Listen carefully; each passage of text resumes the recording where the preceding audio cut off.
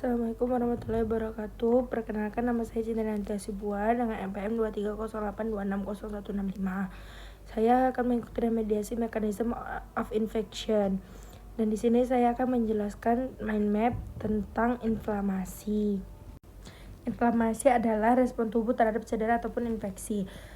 Dia memiliki mekanisme stimulus yang dapat memicu respon imun tubuh seperti patogen, kerusakan sel, dan iritasi. Nah, inflamasi itu memiliki macam-macamnya. Dia terbagi dua, ada inflamasi akut dan inflamasi kronik. Kalau inflamasi akut itu dia proses jangka pendek dengan onset yang cepat. Jadi dia itu seperti kemerahan, bengkak, nyeri, panas. Kalau misalnya inflamasi kronik, dia itu proses jangka lama dengan onset yang lambat. Jadi dia itu seperti penyakit-penyakit kardiovaskular atau penyakit jantung. Kemudian ada penyebab-penyebab inflamasi. Penyebab inflamasi itu ada infeksi, dia dikarenakan bakteri dan virus. Kemudian dia ada trauma fisik, dia itu seperti luka ataupun luka bakar. Lalu dia ada reaksi imun seperti alergi, penyakit autoimun. Ada pula dia karena faktor lingkungan, dia terpapar polusi asap rokok, dan dia terpapar polusi yang berlebihan. Nah, kemudian berikutnya ada tanda-tanda atau gejala inflamasi seperti rubor, dia itu kemerahan. Lalu ada kalor, dia seperti panas. Lalu tumor, dia bengkak. Kemudian dolor, dia itu rasa nyeri. Dan yang terakhir ada fungsiolasea, itu kehilangan fungsi. Contohnya penyakit dari rubor seperti luka di kulit, jadi dia ada mengalami kemerahan.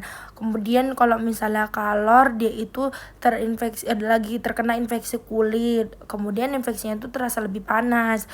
Dan kalau misalnya tumor bisa diakibatkan karena gigitan serangga, jadi dia akan jadi lebih agak terasa bengkak. Kalau misalnya dolor, dia itu seperti radang tenggorokan, jadi dia sakit menelan, ada rasa nyeri. Dan yang terakhir ada fungsiolasea, itu seperti penyakit artritis reumatoid, yaitu kayak kekakuan pada sendi, jadi dia kayak kekurangan kemampuan untuk bergerak. Kemudian ada proses inflamasi. Nah, proses inflamasi itu ada inisiasi, amplifikasi, dan terminasi. Tadi yang pertama ada inisiasi. Inisiasi itu ada pendeteksian stimulus yang berbahaya. Jadi inisiasi ini adalah tahap awal di mana respon inflamasi terhadap reaksi cedera, infeksi, atau iritasi. Yang kedua ada amplifikasi. Nah, amplifikasi itu ada pelepasan perantara inflamasi.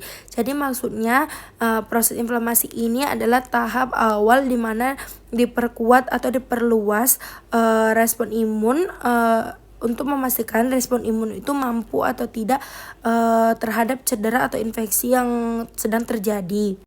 Yang terakhir ada terminasi. Terminasi adalah penyelesaian peradangan. Jadi di tahap ini itu pemberhentian di mana proses untuk memberhentikan atau mencegah kerusakan jaringan yang berlebihan, dan dia memulai proses penyembuhan.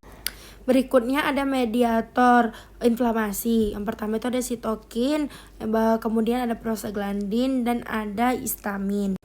Nah, kalau sitokin adalah protein yang diproduksi oleh beberapa jenis sel, salah satunya sel imun. Nah, jadi dia itu berfungsi sebagai respon imun dan inflamasi. Contohnya itu sitokin dalam interleukin dan tumor. Contohnya sitokin dalam interleukin dan tumor nekrosis faktor. Kemudian ada prostaglandin. Prostaglandin ini diproduksi oleh asam arakidonan, dan dia berperan dalam vasodilatasi, sensasi nyeri, dan demam. Yang terakhir ada histamin. Histamin itu dilepaskan oleh sel mast dan basofil, dan dia menyebabkan vasodilatasi, kemudian peningkatan permeabilitas pembuluh darah. Nah, yang terakhir itu ada pengobatan. Pengobatan itu ada dua, dari medikasi atau perubahan gaya hidup. Kalau misalnya medikasi itu dia ada NSAID dan kortikosteroid. Nah, yang terakhir itu ada treatment atau pengobatan. Pengobatannya terbagi dua. Dia dalam bentuk medikasi atau perubahan gaya hidup. Kalau medikasi dia ada dua juga, ada NSAID dan kortikosteroid. NSAID itu non steroidal anti-inflammatory drugs. Jadi dia itu mereka ini adalah kelompok obat yang bisa mengurangi peradangan, rasa nyeri ataupun demam dan lainnya. Contohnya seperti ibuprofen, paracetamol dan yang lainnya. Tetapi mereka juga memiliki efek samping seperti gangguan pencernaan, masalah kardiovaskular, masalah ginjal, ataupun lainnya. Nah, kalau misalnya dari perubahan gaya hidup itu bisa dari diet atau pengaturan pola makan serta exercise, olahraga yang teratur. Berikut ini ada referensi yang saya dapat. Mungkin ini saja yang dapat saya sampaikan dari mind map tentang inflamasi ini. Kurang dan lebihnya saya mohon maaf. Terima kasih. Wassalamualaikum warahmatullahi wabarakatuh.